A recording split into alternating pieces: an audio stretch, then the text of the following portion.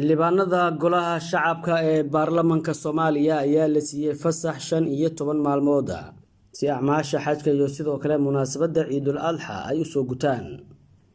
Warqad uu soo saaray xogeyaha golaha shacabka ayaa xildhibaanada lagu faray inay fasax yihiin 15 maalmood ee soo socota iyadoo lagu wargeliyay in 16 bishan ay ku soo laabtaan kulamada golaha.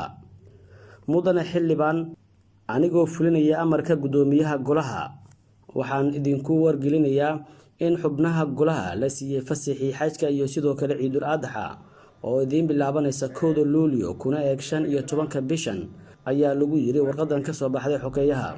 Qoraalkan ayaa xildhibaanada loogu codsaday in ay ka soo laabtaan fasaxaasi maalinta Sabtiga oo ku beegan 16 bisha Luulyo si loo gudagalo howlo ay ku jirto ansixinta xukuumadda cusub.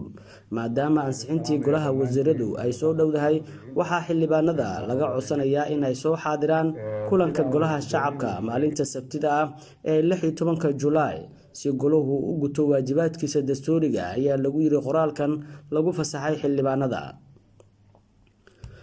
Shaqooyinka ugu horeeya ee xildhibaanadu ay qaban doonaan marka ay ka soo laabtaan fasaxan waxaa ka mid ah ansixinta golaha wasiirada ee Ra'iisul Wasaare Xamza Cabdi Barre uu soo dhisi doono.